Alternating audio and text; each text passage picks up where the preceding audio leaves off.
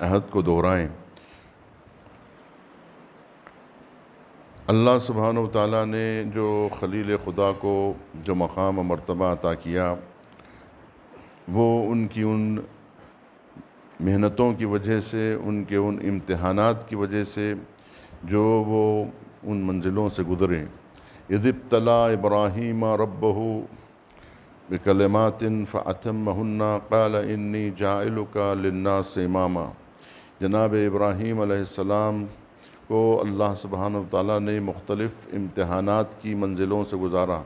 اذ ابتلی ابراہیم ربہ بکلمات، اس موقع کو یاد کرو جب ہم نے خلیل خدا سے امتحان لیے، مختلف کلمات کے ذریعے سے مختلف مراحل میں ان کے امتحانات لیے گئے، اور انہوں نے ہر امتحان میں ثابت قدمی کا مظاہرہ کیا، اور تمام امتحانات میں جناب خلیل کامیاب ہوئے۔ ان کامیابیوں کے بعد اللہ نے انہیں جو عہدہ عطا فرمایا وہ تھا امامت کا عہدہ، وہ تھا امامت کا مقام کہ انی جاعلک للناس اماما، کہ ہم آپ کو دنیائے انسانیت کا امام قرار دیتے ہیں۔ کبھی ایک شمع ہوتی ہے جو گھر کو روشن کرتی ہے، ایک چراغ وہ ہوتا ہے کہ جو ایک شہر کو روشن کرتا ہے، ایک چراغ وہ ہوتا ہے جو ملک کو روشن کرتا ہے، اور ایک چراغ وہ ہوتا ہے جو عالم کو روشن کر دیتا ہے۔ تو اپنی لو کی حدت کو بڑھانا یہ انسان کا اپنا کام ہے۔ اللہ سبحانہ و تعالیٰ نے سب کو شمع بنا کے پیدا کیا ہے، سب کے اندر جو ہے سب کے اندر شمع بننے کی صلاحیت ہے، ہم سب شمع ہیں، ہم سب چراغ ہیں، لیکن اب ہمارا کام ہے کہ ہم اپنی اس محنت و مشقت کو، اور راستے اللہ نے بتائے ہیں، اور راستے اللہ نے بتائے ہیں کہ تم اپنی کوششوں سے، اپنی محنت کے ذریعے سے، یہ جو تمہارے اندر ہم نے چراغ جلایا ہے، اس کو بڑھانا، اس کی حدت کو بڑھانا یا اس کو بجھا دینا، یہ دونوں تمہارے اندر ہیں۔ تم چاہو تو اس چراغ کو بجھا دو، اور چاہو تو اس جلے ہوئے چراغ کو تم اور اس کی حدت میں اضافہ کرو، اور اس کی شدت میں اضافہ کرو، اور نور میں اضافہ کرتے چلے جاؤ۔ یہی وہ چیز ہے کہ تلک الرسل فضلنا بعضهم علی بعض، کہ ہم نے بعض رسولوں کو بعض رسولوں پر فوقیت دی ہے۔ یہ کیوں ان کی ایسا نہیں کہ الگ سے اللہ نے دیا، پھر یہ بات ہو جائے گی کہ پھر ان کو دیا فضیلت تو ان کو کیوں نہیں دیا؟ بعض رسولوں کو بعض رسولوں پر کیوں دیا فضیلت؟ یہ اللہ سبحانہ و تعالیٰ جو کہہ رہا ہے ہم دیتے ہیں فضیلت، اس کا مطلب یہ نہیں ہے کہ الگ سے اللہ سبحانہ و تعالیٰ کسی کو دیتا ہے کسی کو نہیں دیتا، بلکہ ان کی ان محنتوں کو دیکھ کر اس کا صلہ دیتا ہے۔ یعنی ہم مثال کے طور پہ جیسا پرنسپل کہتا ہے کہ ہم جو ہے ڈگری دیتے ہیں، ہم دیتے ہیں، ہم جس کو چاہیں گے ہم جو ہے درجہ اول کی ڈگری دیں گے، کسی کو چاہے تو جو ہے درجہ دوم کی ڈگری دیں گے، ہم جس کو چاہیں گے وہ ڈگری دیں گے۔ لیکن یہ جو ڈگری دی جاتی ہے وہ پرنسپل کی رائے کی وجہ سے نہیں ہوتی ہے، بلکہ طالب علم کی محنت کا نتیجہ ہوتا ہے۔ جو طالب علم جتنی محنت کرے گا، جتنی مشقت کرے گا، اللہ نے نبیوں کے اندر بھی یہ چیز رکھی ہے، رسولوں کے اندر بھی یہ چیز رکھی ہے کہ تم اپنے سے کوشش کرو، اپنے سے محنت کرو، ورنہ سب کچھ اگر اللہ دے دے تو پھر اس بندے کی تعریف کیا ہے؟ آپ بتائیے۔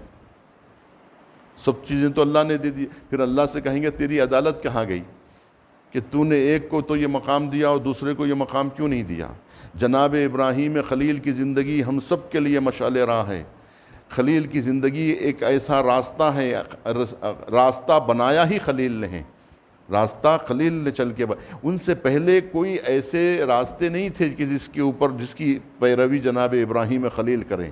ٹھیک ہے، ان سے پہلے جناب نوح گزرے، ہے نا، پہلے اولو العزم پیغمبر جناب نوح تھے، یقیناً نوح نے محنتیں کی، مشقتیں کی، لیکن امامت کے درجے تک نوح نہ پہنچ سکے۔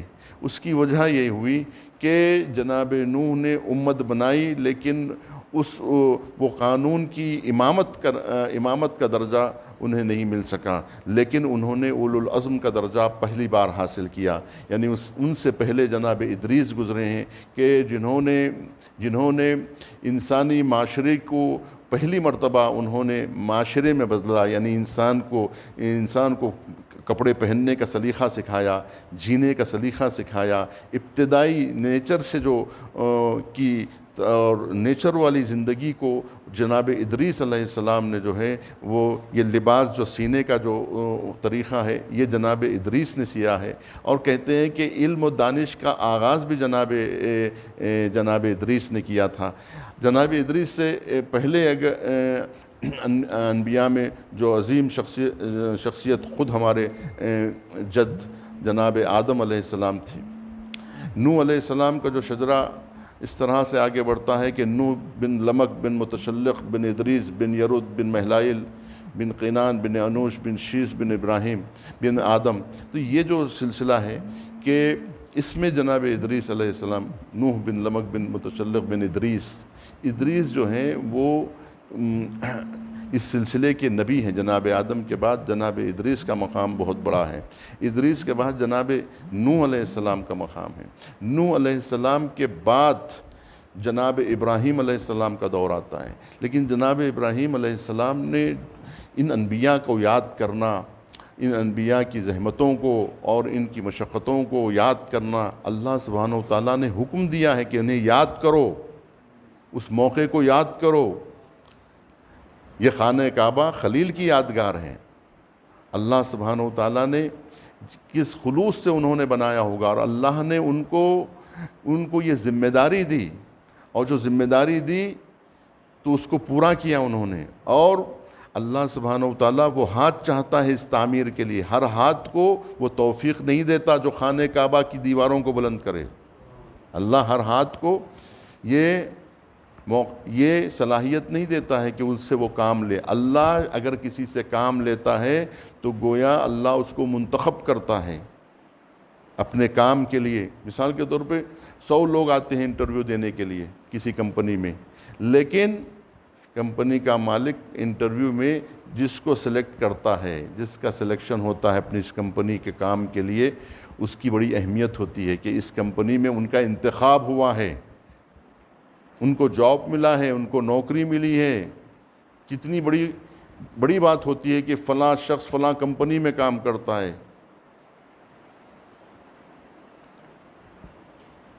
فلاں کمپنی کا فلاں مینیجر ہے، تو یہ جو ہے کتنی اس کی اہمیت ہوتی ہے کہ اس کا سلیکشن ہوا ہے۔ تو ہر ایک کا سلیکشن نہیں ہوتا ہے، ہزاروں لوگ جو ہے اپلیکیشن دیتے ہیں، ہزاروں لوگ جو ہے، تمام بندگان خدا اس وقت اللہ کی بارگاہ میں حاضر ہوئے ہیں اور سب کہتے ہیں کہ میں خدمت کے لیے تیار ہوں، میں خدمت کے لیے تیار ہوں، لیکن اللہ جس کو منتخب کرتا ہے وہی منتخب ہوتا ہے۔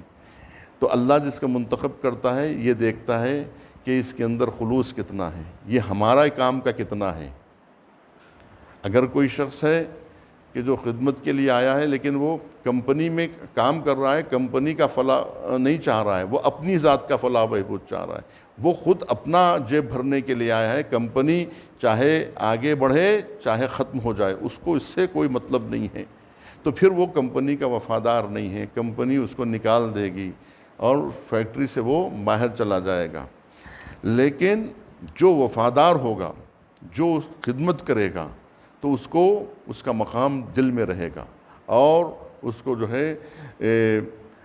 جو ہے وہ مقام سے بلند مقام اس میں عطا کیا جاتا رہے گا۔ تو اسی طرح سے اللہ سبحانہ و تعالیٰ کی خدمت کے لیے اگر آپ تیار ہوتے ہیں تو اللہ آپ کو آزمائے گا اپنی خدمت کے لیے، دین کی خدمت کے لیے آپ کو چنے گا، تو پھر آپ کے لیے امتحانات لے گا، آپ سے انٹرویو لے گا، اختبار لے گا، آپ سے پوچھے گا، سوالات کرے گا، آپ کو تعلیم بھی دے گا۔ اگر آپ تیار ہیں تو اللہ سبحانہ و تعالیٰ خود آپ کو جو ہے وہ جیسا فیکٹری میں لوگ آتے ہیں، اچھا اگر کوئی باصلاحیت آدمی ہے لیکن کمپنی کو جانتا نہیں ہے اور اس کو کام کرنے کا طریقہ یہاں کی کمپنی میں پتہ نہیں ہے، تو اللہ سبحانہ و تعالیٰ بھی ایسے ہی ہے کہ انسان کو جب چن لیتا ہے تو اس کو خود صلاحیت بھی بڑھاتا ہے، ظرف بھی بڑھاتا ہے، علم بھی دیتا ہے، اور جو ہے اس کی پوری رہنمائی بھی کرتا ہے۔ بس یہ کہ وہ مخلص رہے، بس یہ کہ وہ اس کا دل صاف رہے اور وہ اللہ کی خدمت کے لیے تیار ہو۔ تو اللہ کے یہ سب انبیاء اللہ کے خادم ہیں، اللہ کے نوکر ہیں، اللہ سبحانہ و تعالیٰ کے بندے ہیں، یہ اللہ کے بندے ہیں، اللہ کے نوکر ہیں، یہ اللہ سے بڑے نہیں ہو سکتے ہیں، اللہ سے جو ہے آگے نہیں جا سکتے یہ لوگ، چاہے کتنے بڑے ہو جائیں۔ اور ان کی بڑائی کیسے ہوتی ہے؟ جتنی یہ عبادت کرتے ہیں، جتنی بات سنتے ہیں اللہ کی، اتنا ان کا مقام بلند ہوتا ہے، یعنی ان کا مقام عبادتوں سے بلند ہوتا ہے، اللہ سے کی معرفت سے بلند ہوتا ہے، دین کی معرفت سے بلند ہوتا ہے۔ ان کا جو مقام اللہ کے نزدیک بڑھتا ہے، یہ ان کی اپنی کوششوں کی وجہ سے، ان کی اس محنت کی وجہ سے، یہ اللہ کی بات سننے کی وجہ سے۔ تو لہٰذا جناب خلیل نے جو کچھ کیا ہے، دیکھیے ایک آدمی کام کرتا ہے، بادل ناخواستہ کام کرتا ہے، کمپنی دیکھتی ہے کہ بھئی یہ جو ہے توجہ سے کام نہیں کر رہا ہے، اس کو دلچسپی نہیں ہے کام کی، یہ جو ہے کسی اور مقصد سے آیا ہے یہاں پر، اس کو جو ہے کمپنی کا بھلا نہیں چاہیے، اس کو تو وہ تو اپنی ذات کی طرف اس کی توجہ ہے۔ تو جب یہ دیکھتا ہے تو پھر اس کو ترقی نہیں ملتی ہے، ترقی اس کو ملتی ہے جو دنوں رات اپنے آپ کو مٹا دیتا ہے، اپنی پہچان، اپنی شناخت کی اس کو فکر نہیں ہوتی ہے، اس کو کمپنی کا فلاح بہبود مد نظر اس کے ہوتا ہے۔ تو ان دونوں میں بہت فرق ہوتا ہے۔ کبھی انسان بہت اچھا کام کرتا ہے لیکن کس کے لیے کر رہا ہے؟ اپنے لیے کر رہا ہے۔ کتنے ایسے کھلاڑی ہیں جو اپنے لیے کھیلتے ہیں، اپنے رن بنانے کے لیے کھیلتے ہیں، ان کو کوئی مقام نہیں ملتا ہے، لیکن جو ٹیم کو جتانے کی کوشش کرتے ہیں، کھیلتے ہیں ٹیم کے لیے، ملک کے لیے، ان کا جو ہے مقام بلند ہوتا ہے نا۔ اسی طریقے سے ان کی عزت ہوتی ہے، ورنہ کھیلتے تو بہت لوگ ہیں، اسی طرح کمپنی میں ہزاروں لوگ کام کرتے ہیں، لیکن وہ شخص کو مقام ملتا ہے کہ جو خلوص سے کام کرتا ہے، جو اپنے لیے نہیں کرتا ہے، اپنی شناخت کے لیے نہیں کرتا ہے، اپنے آپ کو آگے بڑھانا، یعنی کمپنی کی بیساکھیوں پہ خود ٹھہر کے اونچا نہیں ہوتا ہے، بلکہ خود جو ہے وہ بنیاد کا پتھر بن جاتا ہے، وہ خود اپنے آپ کو دفنا دیتا ہے تاکہ اس کے اوپر عمارت کھڑی ہو۔ تو یہ دونوں میں بہت فرق ہوتا ہے کہ ہر انسان چاہتا ہے کہ وہ جو ہے مینار کا جو ہے کلش بن جائے اور پوری دنیا جو میں چمکے، اور لیکن یہ عمارت کب بنے گی کہ جب اس کے اندر اس کی بنیادوں میں ایک پتھر ہوتا ہے جس کو سنگ بنیاد کہا جاتا ہے، جو بنیاد کا جو پتھر ہوتا ہے وہ دکھائی نہیں دیتا، وہ دفن ہو جاتا ہے، اور ایسے کئی پتھر ہوتے ہیں جو بنیادوں میں دفن ہو جاتے ہیں، اس کے بعد اس کے اوپر عمارت کھڑی ہوتی ہے، اور جو عمارت کے بعد پھر جو ہے وہ میناریں بنتے ہیں، پھر میناروں کے اوپر کلش لگتا ہے۔ تو یہ جو ہے مراحل ہوتے ہیں، لیکن ہر انسان اگر چاہے کہ میں جو ہے مینار بن جاؤں تو یہ نہیں ہونے والا ہے۔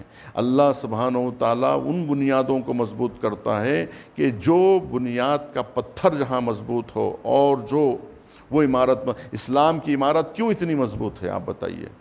اسلام کی مسلمان کیوں اتنا مضبوط ہیں دنیا میں؟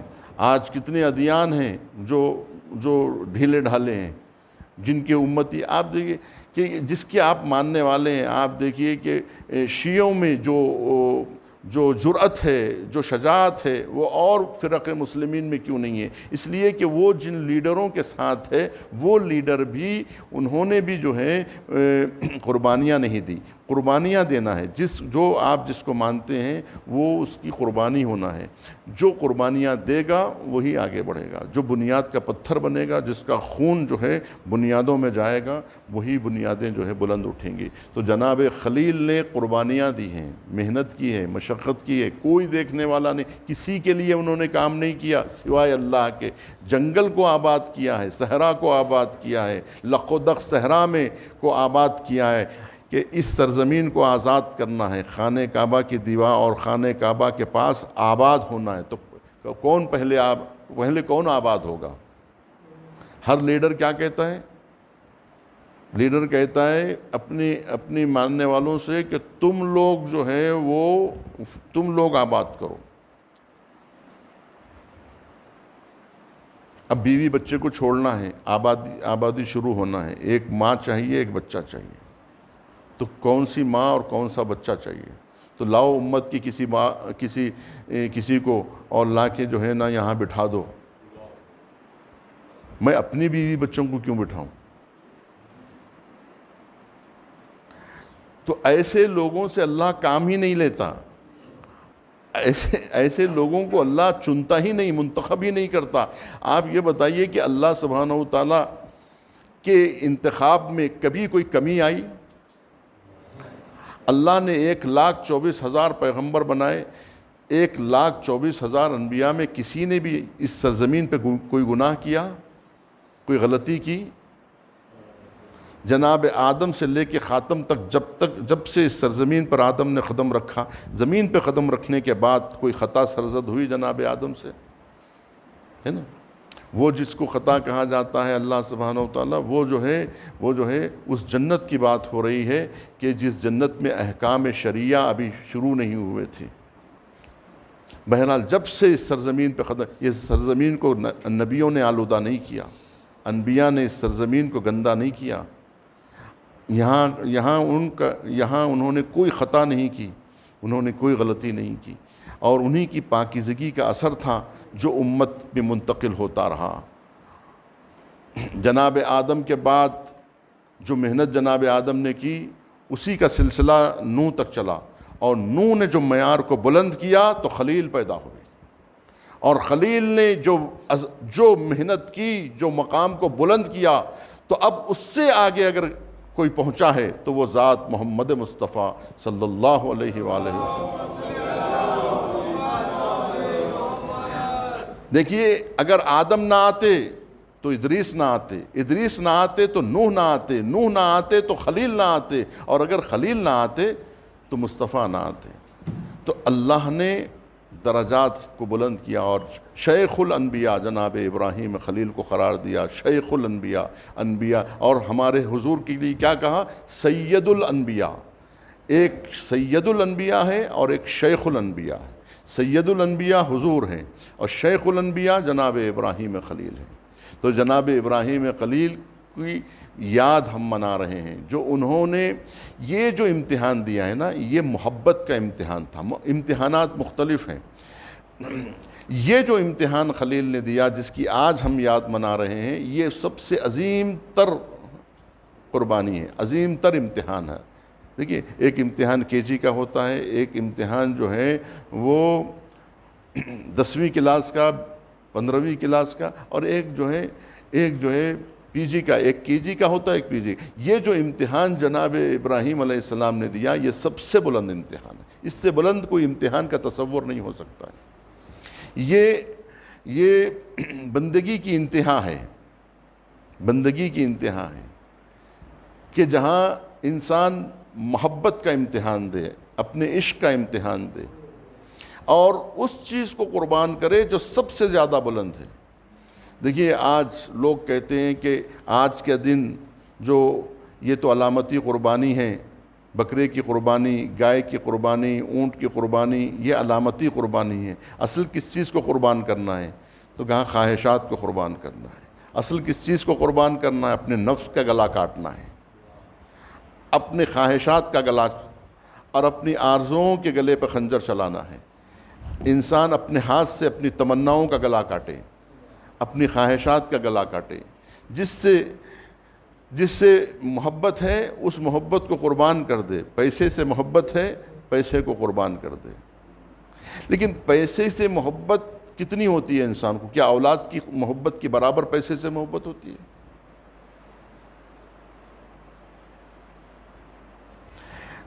تو محبت کے بھی معیارات ہیں، ہر ایک سے ویسی محبت نہیں ہوتی ہے۔ جس کو انسان بہت زیادہ چاہے وہ چیز دینا ہے۔ دیکھیے، ہمارے بچی کے گھر میں مثال کے طور پہ چوزے بھی ہیں اور بکرے بھی ہیں۔ میں نے کہا کہ تم اپنے چوزوں کو قربان کرو، آج تمہاری بکروں کی قربانی قبول ہونے والی نہیں ہے، اس لیے کہ تم بکروں سے محبت نہیں کر رہے ہو، تم اپنے چوزوں سے محبت کر رہے ہو۔ جس چوزوں سے تم محبت کر رہے ہو وہ قربان کرو۔ لن تنالوا البر حتی تنفقوا مما تحبون، تم اس وقت تک نیکی کی منزل پہ نہیں پہنچ سکتے جب تک کہ تم وہ چیز نہ دو اللہ کی راہ میں جو تمہیں عزیز رکھتے ہو، جو تمہیں عزیز ہے وہ چیز دو اللہ کی راہ میں۔ جس چیز کو تم پسند نہیں کرتے، جو پیسہ گر گیا کہتے ہیں وہ صدقے میں گیا، یعنی گویا اللہ سبحانہ و تعالیٰ سے کہتے ہیں آپ اٹھا لیجئے، جو پیسہ گر گیا کہتے ہیں آپ اٹھا لیجئے، تصدق اللہ کی راہ میں دے رہے ہیں آپ، گرا ہوا پیسہ گر گیا تو بولے صدقہ گیا۔ کبھی آپ نے اتنے لوگ وضو کرتے ہیں، بار بار وضو کرتے ہیں، بار بار خمس دیتے ہوئے دیکھا کسی کو؟ بار بار جو ہے زکوٰۃ دیتے ہوئے دیکھا کہ بھئی اس بار زکوٰۃ دیا، صحیح جگہ پہ خرچ ہوا نہیں ہوا کیا پتہ، ایک جگہ پہ خمس دیا اس جگہ پہ صحیح پہنچا نہیں پہنچا، میں نے غلط آدمی کو دے دیا، پھر سے مجھے نکالنا پڑے گا، کبھی کہا ہے کسی نے؟ اس کا مطلب یہ ہے کہ انسان کو وہ چیز دے رہا ہے جس سے اس کو کوئی لگاؤ نہیں ہے، لہٰذا وہ چیز قربان کرنی ہے اللہ کی راہ میں۔ دیکھیے اولاد کو قربان کر دیا جناب ابراہیم نے، اولاد کی قربانی بھی بڑی بات نہیں ہے، جس بیٹے کو نہیں چاہتے، قتل کرنا چاہتے ہیں، اس کو لے جا کے قتل کر دو، جس بچے کو نہیں چاہتے اس بچے کو قتل کر دو۔ اب کیا ہے، مثال کے طور پر 5 بچے ہیں آپ کو، جو بچہ سب سے اچھا ہے اس کو اللہ کی راہ میں نہیں دیں گے، بولیں گے یہ میرا چاند ہے، میرا عبداللہ ہے، میرا لاڈلا ہے، میرا کلیجہ ہے، اس کو اپنے کام کے لیے رکھیں گے، یہ ہمارے خاندان کا نام روشن کرے گا۔ مثال کے طور پہ کہہ رہا ہوں، وہ یعنی ایک عام بات کہہ رہا ہوں کہ ہم کیا چاہتے ہیں 5 میں وہ چیز دیں جو ہم کو پسند نہیں ہے، یا جو ہمارے کام کی نہیں ہے، جو میرے شخصی کام کے لیے نہیں ہے، جو میرے خاندان کے کام کی نہیں ہے، وہ چیز۔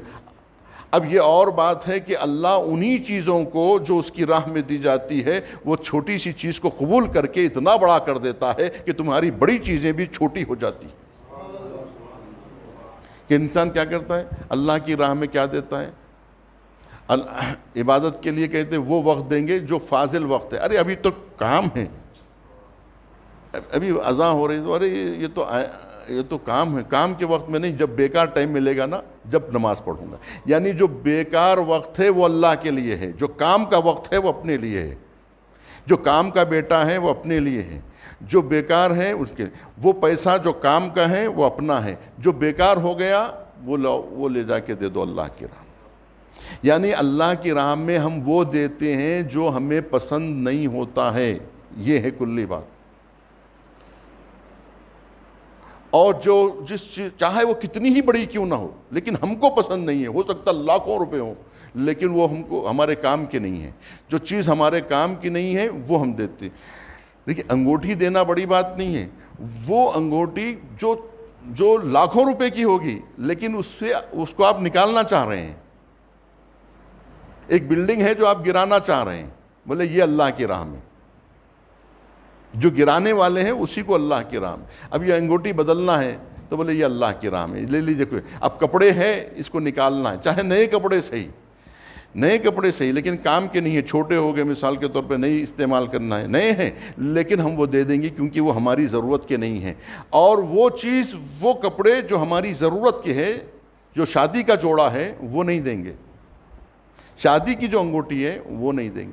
یہ جو جس سے ہمیں محبت ہے وہ چیز اللہ کی راہ میں دینا، یہ کوئی آسان کام نہیں ہے۔ یعنی خلیل کی قربانی کو آپ یہ مت سمجھیے کہ انہوں نے بیٹے کو قربان کر دیا، بلکہ اس بیٹے کو قربان کیا ہے جو ان کی محبت ہے، جو آرزوؤں اور تمناؤں سے پیدا، عام بیٹا نہیں ہے۔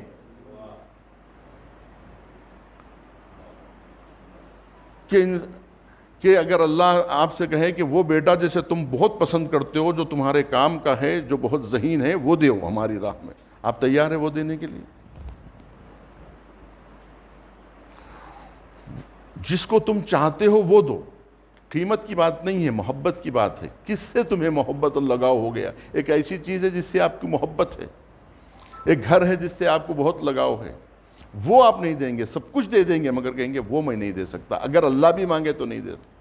اب دیکھیں کتنے لوگ ایسے ہیں جو کہتے ہیں ہم بال نہیں کٹائیں گے، سر کے بال نہیں منڈائیں گے، چکنی نہیں کروائیں گے، ہم کو جو ہے اچھا نہیں لگتا ہے۔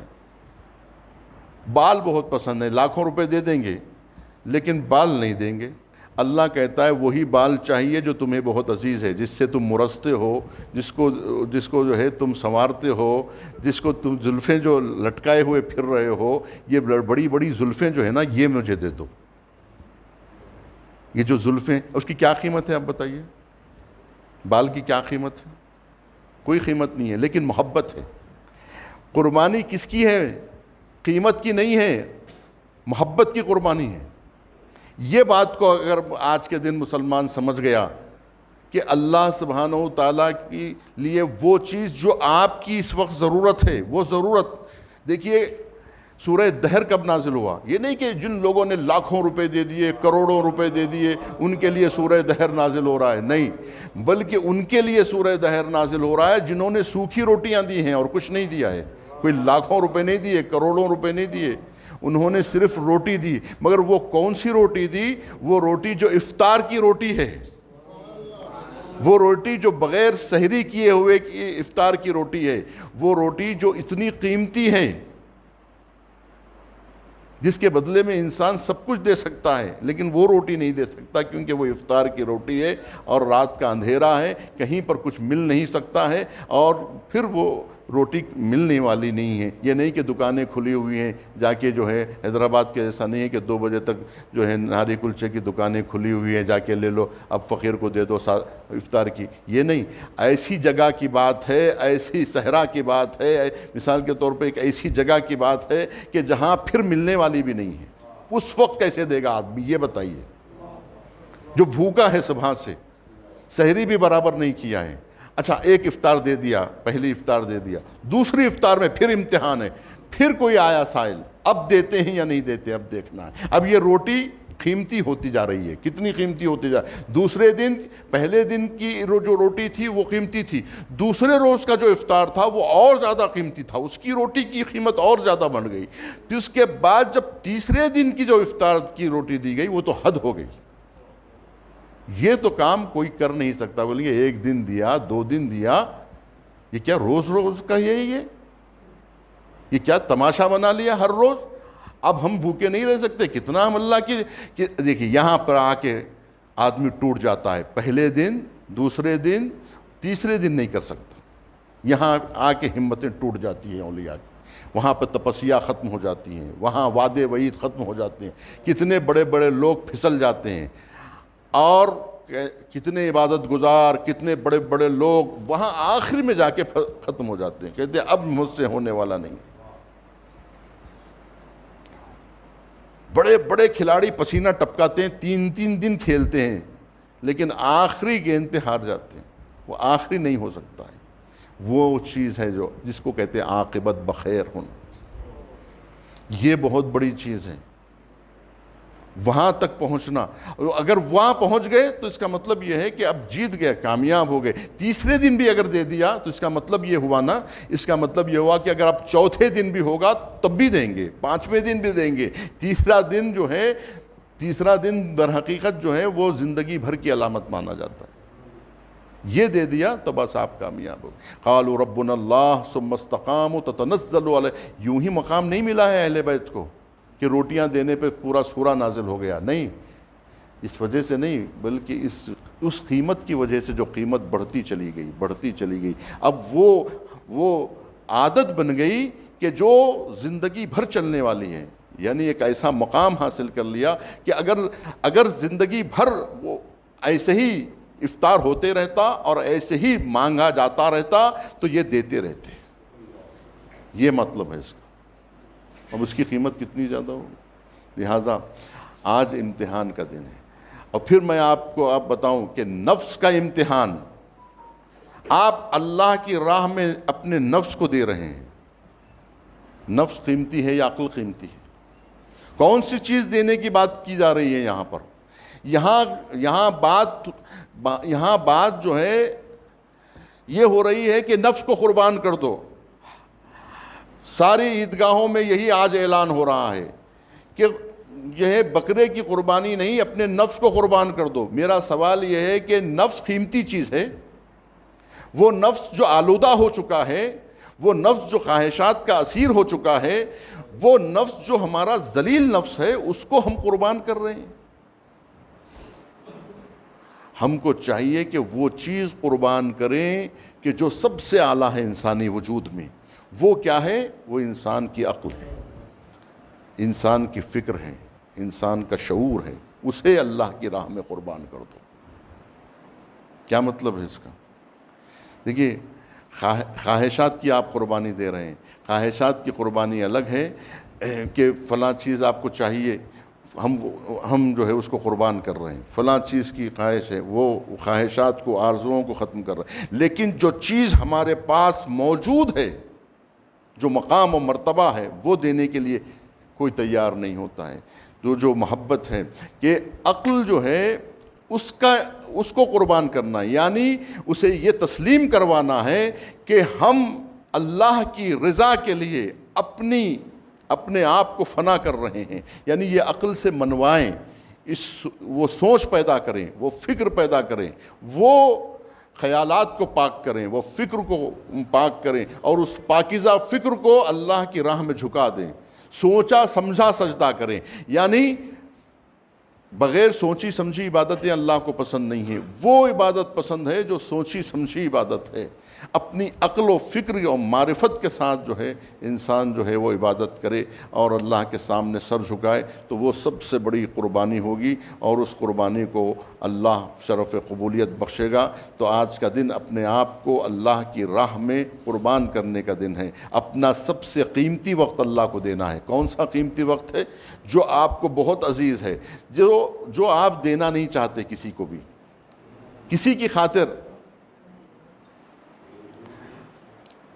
ایک لڑکی ہے جو 10 بجے اور 12 بجے تک سوتی ہے، لیکن بچہ اس سے جب محبت پیدا ہو جاتی ہے تو اس کے لیے صرف اس کے لیے قربانی دیتی ہے، اور اس کے لیے بھی بادل ناخواستہ۔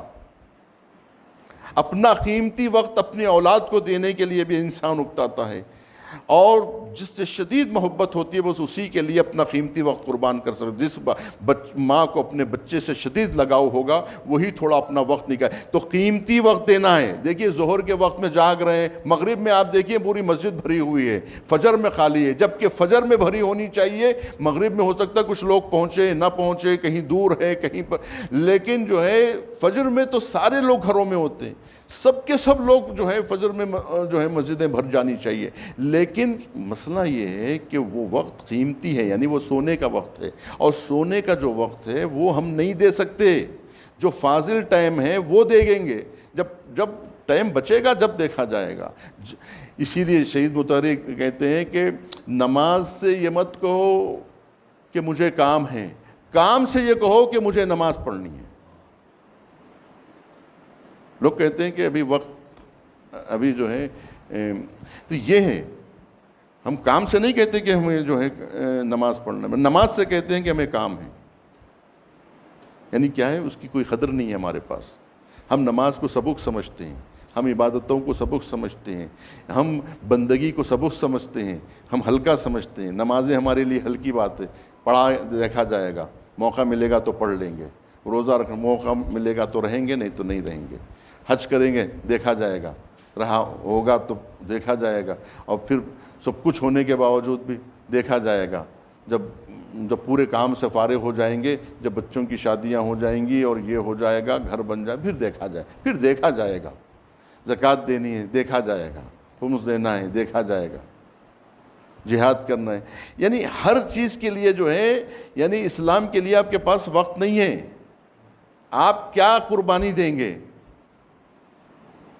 یہ سب جو ہے، اللہ نہ کرے کہ یہ سب دکھاوا ہو، اللہ نہ کرے کہ جو ہے یہ سب ہماری جو ہے ہماری ریاکاری ہو، اللہ نہ کرے کہ ہمارے اندر وہ جذبے پیدا ہوں، ہم پہلے اپنا وقت دے سکیں اسلام کو، اپنا قیمتی وقت اسلام کو دے سکیں، اپنی قیمتی شخصیت کو اسلام کے لیے قربان کریں، اپنا قیمتی چیز دیں۔ ہم کہتے ہیں کہ جو ہے جب بیوی بچوں سے فارغ ٹائم ملے گا جب دیکھیں گے اللہ کو، پہلے تو اپنے بیوی بچے ہیں، اپنا گھر دار ہے، پھر بعد میں اللہ ہے۔ یہی وہ مسئلہ ہے، پہلے اللہ ہے یا بعد میں اللہ ہے، یہی آج قربانی کا دن ہے۔ قربانی میں یہ قربان کرنا ہے کہ کون سی چیز کو کون سی چیز پہ قربان کرنا ہے، کیا قربان ہونا ہے، کس چیز کے اوپر کیا قربان ہونا ہے۔ یعنی اللہ کو اسماعیل پر ذبح ہونا ہے یا اسماعیل کو اللہ کی راہ میں دینا ہے۔ ہم کیا کرتے ہیں، اللہ کو اولاد کی راہ میں قربان کر دیتے ہیں، اللہ کو قربان کر دیتے ہیں اولاد کے لیے، دین کے گلے پہ خنجر چلا دیتے ہیں اپنی اولاد کے لیے، اپنی اولاد کے لیے یتیموں کا مال کھا جاتے ہیں، بیواؤں کا مال کھا جاتے ہیں، اسیروں کا مال کھا جاتے ہیں۔ ہم اپنی عیش و عشرت کے لیے اللہ کو، دین کو قربان کر دیتے ہیں، اپنی شان و شوکت کے لیے، اپنے دکھاوے کے لیے قربان کر دیتے ہیں، دین کا گلا کاٹتے ہیں، قربانی دیتے ہیں دین کی اپنے لیے، لیکن اپنے گلے کو کاٹ نہیں دیتے ہیں دین کے لیے۔ کتنی بڑی بات ہے یہ قربانی ہے، یہ جذبے ہیں، یہ کہاں ہیں؟ اسے بیدار کرنے کے لیے اللہ نے آج ہمیں سوچنے کا موقع دیا ہے کہ مسلمانوں، اگر یہ منزل پہ پہنچ گئے تم کامیاب ہو گئے۔ فزت ورب الکعبہ، کعبے کی رب کی قسم آج میں کامیاب ہو گیا۔ یعنی کامیابی کب ہے، خوشی کب ہوتی ہے؟ جب ہم اللہ کا حق ادا کرتے ہیں، اپنی ذمہ داریوں کو نبھاتے ہیں، جب ہم کامیاب ہوتے ہیں۔ جو چیلنج ہم نے قبول کیا تھا اس کو ہم نے آج پورا کیا، آج ہم نے وہ چیز قربان کیے۔ وہ لوگ اور ہوتے ہیں، وہ لوگوں کی خوشی اس بات پہ ہوتی ہے، وہ کھا کے نہیں خوش ہوتے، وہ کھلا کے خوش ہوتے ہیں، وہ اللہ کے دیے ہوئے اس امتحان کو پورا کر کے خوش ہوتے ہیں، اس قربانی سے خوش ہوتے ہیں۔ وہ لینے کی فکر میں نہیں ہوتے، وہ دینے کی فکر میں ہوتے ہیں، وہ اللہ کو راضی کرنا چاہتے ہیں، وہ قربانیاں دینا چاہتے ہیں، اپنے آپ کی قربانیاں۔ دیکھیے جناب خلیل کو پہچانیے، خلیل نے کتنا بڑا کارنامہ کیا ہے۔ دیکھیے کون سے بچے کو ذبح کیا پتہ ہے؟ وہ اولاد کو لے کر آئے ہیں، پہلے انہوں نے سارہ سے شادی کی، پہلی بیوی جناب سارہ ہے، سارہ سے اولاد نہیں ہوئی۔ جب سارہ سے اولاد نہیں ہوئی، عمر 90 سال کے اوپر جا رہی ہے، عمر جو ہے 90 سال کے اوپر ہے، اور پہلی بیوی بھی جو ہے کے پاس بھی بچے ہونے کا کوئی امکان نہیں ہے۔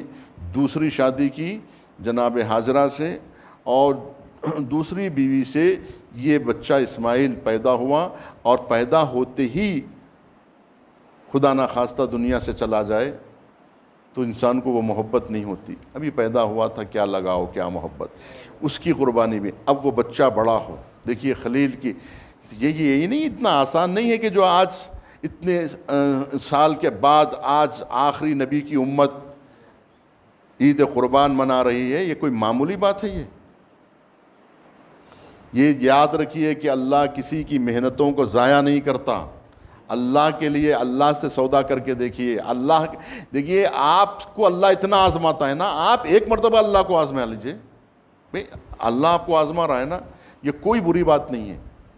آپ بھی اللہ کو آزما لیجئے، اگر ایک بار، دو بار، تین بار آزما لیجئے۔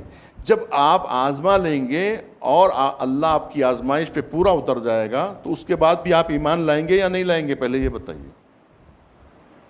اگر آپ کی آزمائش پہ اللہ پورا اتر گیا، ہاں بھئی اللہ کام کر رہا ہے، اللہ نے جو وعدہ کیا وہ پورا کر رہا ہے اللہ جو کہہ رہا ہے وہ کر کے بتا رہا ہے۔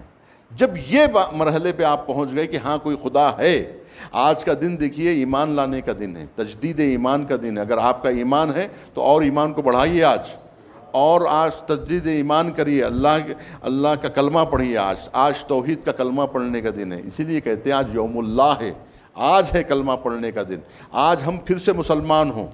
آج کے دن آج کا اسلام کا دن ہے، آج مسلمان ہونے کا دن ہے۔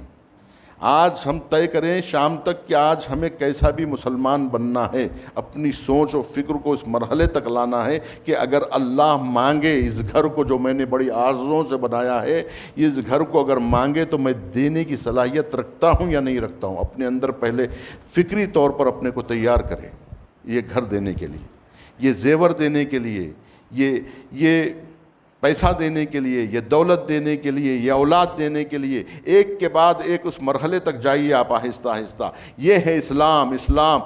آواز آ رہی ہے ابراہیم علیہ السلام، اسلم، ابراہیم اسلام لاؤ۔ اسلام لاؤ. کس سے کہا جا رہا ہے؟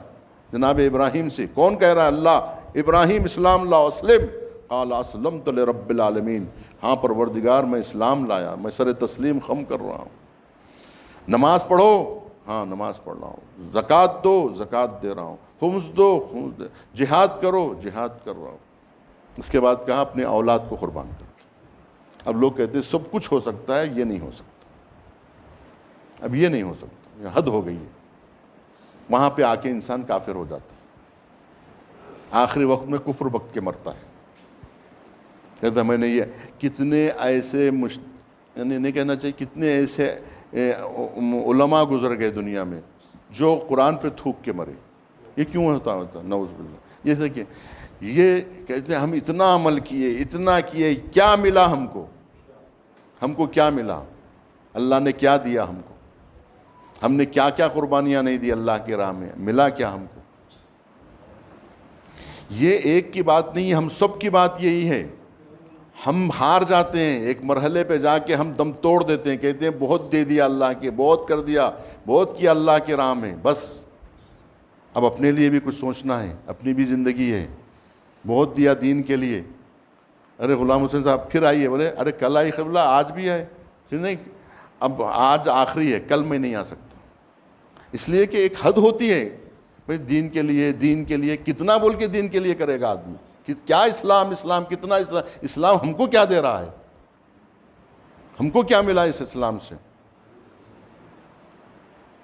امام خمینی کہتے تھے ہے نگوید کہ انقلاب برای ما چه کرده است. یہ مت کہو کہ انقلاب نے ہمارے لیے کیا کیا ہے. شما برای انقلاب چه کرده ای. تم انقلاب کے لیے کیا کرے؟ تم نے اسلام کے لیے کیا کیا؟ کہتے ہم کلمہ پڑھ کے احسان کرتے ہیں اللہ پر، ائمہ کو مان کے ائمہ پہ احسان کرتے ہیں، امام حسین پہ گریا کر کے امام حسین پر، ان کی اولاد پر احسان جتاتے ہیں، ان کے ماننے والوں پہ احسان جتاتے ہیں. تھوڑا سا تبرک بانٹ کے ہر ایک پہ منت رکھتے ہیں. امام حسین پہ احسان رکھتے ہیں کہ دیکھو ہم نے کیا، اب تمہیں جنت میں لے جانا پڑے گا. اور ان کے ماننے والوں پہ احسان جتاتے ہیں، دیکھو تم لوگ گواہ رہنا میں نے کتنی بڑی قربانی دی ہے، کتنا تبرک بانٹا ہے. یہ احسان جتاتے ہیں. دیکھیے اس سے باہر آنے کا دن ہے. آج اسلام قبول کرنے کا دن ہے، سچے معنوں میں مسلمان ہونے کا دن ہے. اور بولے اللہ جو تو کہے گا اس کے سامنے میں سر تسلیم خم کر رہا ہوں. اگر تو کہے گا مغرب میں تو مغرب میں آؤں گا، تو کہے گا ظہر میں تو ظہر میں، اگر تو کہے گا فجر میں اٹھ جا تو مجھے اٹھنا پڑے گا. میں یہ طے کر لوں کہ میں فجر کا مسلمان بنوں، میں مغرب کا مسلمان ہوں، میں ظہر عصر کا مسلمان ہوں. بس آپ دیکھیں ساری مسجدوں میں تالا لگا ہوا ہے. یعنی سارے شہر کے مسلمان یہ کہہ رہے ہیں کہ ہم مسلمان ہیں، مغرب کے مسلمان ہیں، ہم ظہر عصر کے مسلمان ہیں، ہم فجر کے مسلمان نہیں ہیں، صبح والے مسلمان نہیں ہیں، سحر خیز مسلمان نہیں ہیں. دیکھیے دو وقت میں بات کو تمام کو دیکھیے. آج کا دن جو ہے حمد و ثنا کا دن ہے. اللہ کہہ رہا ہے کہ دو وقت جو ہے بہت قیمتی ہے تمہارے لیے استغفار کے لیے، قبل طلوع الشمس و قبل غروبہا. استغفار کے دو اہم وقت ہے، قبل طلوع الشمس، قبل غروب الشمس. یعنی سورج طلوع ہونے سے پہلے استغفار کرو، سورج غروب ہونے سے پہلے استغفار کرو. غروب ہونے سے پہلے استغفار کرو اور طلوع فجر سے، طلوع سورج سے پہلے استغفار کرو. یہ دو وقت بہت اسی لیے کہتے ہیں کہ اذان صبح کے بعد سونا جو ہے وہ نوم اللعنہ ہے. کئی نیند ہے جس میں سے ایک نیند کو کہتے ہیں نوم اللعنہ، جس پر لعنت برستی ہے، جس کے سونے سے لعنت برستی ہے. یاد رکھیے صبح نہیں اٹھنے والے کوئی ترقی نہیں کرتے. جوان بچے 5-6 بچوں میں سے ایک بچہ بھی اگر یہ سمجھ لے کہ مجھے آگے بڑھنا ہے تو اسے صبح اٹھنا ضروری ہے. کچھ ہاتھ نہیں آتا بے آہ سحر گاہی، جب تک کہ آپ صبح نہیں اٹھیں گے. اقبال کہتے ہیں کہ جو ہے کہ لندن میں بھی نہ چھوٹے مجھ سے آداب سحر گاہی. اس برفیلے ماحول میں بھی میں نے صبح کا اٹھنا ترک نہیں کیا. جو کوئی بھی آگے بڑھتا ہے چاہے وہ کسی بھی فیلڈ میں ہو، حتیٰ کہ دنیا میں بھی آگے بڑھنا ہے، آخرت میں آگے بڑھنا ہے، کھیل کود میں آگے بڑھنا ہے، کوئی فیلڈ ہو، کوئی بھی فیلڈ ہو، اس میں اگر آگے جانا ہے تو آپ کو صبح اٹھنا ہے. ڈرامے باز جو ہوتے ہیں، ڈرامہ باز جو اسٹیج پہ ناچتے ہیں ایسے بکواس لوگ بھی صبح اٹھتے ہیں. جو لوگ صبح اٹھتے ہیں وہی لوگ کامیاب ہوتے ہیں، چاہے جتنے بڑے ستارے ہوں، فلمی ستارے ہوں، چاہے کھلاڑی ہوں، چاہے علماء ہو، چاہے دانشور ہو، چاہے مفسرین قرآن ہو، کوئی بھی ہو، اس کو صبح اٹھنا ضروری ہے. اگر وہ صبح کی قربانی نہیں دیتا ہے تو پھر وہ اس کے لیے شام آنے والی. جس کی زندگی میں صبح نہیں ہے اس کی زندگی میں شام نہیں ہے،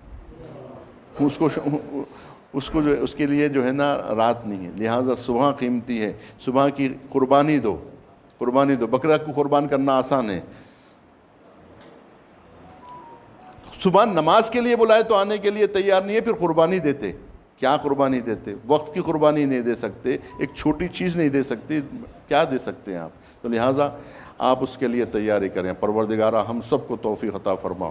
پروردگارہ ہم سب کو قربانیوں کی توفیق عطا فرما. پروردگارہ ہمیں عبادت کی توفیق عطا فرما. پروردگارہ ہم سب کو مسلمان بنا دے. پروردگارہ ہمارے اندر نور ایمان کو جگا دے. پروردگارہ ہمارے نور ایمان کی شمع کی حدت میں روز بروز اضافہ فرما. پروردگار ہمارے دلوں میں جو محبت اہل بیت ہے، محبت رسول ہے، اس کو اور پروان چڑھا. پروردگارہ تیری محبت ہمارے دلوں میں پیدا فرما، اور پروردگارہ تو ہم سے راضی ہو جا. بسم اللہ الرحمن الرحیم. والعصر ان الانسان لفی خسر الا الذین آمنوا وعملوا الصالحات وتواصوا بالحق وتواصوا بالصبر.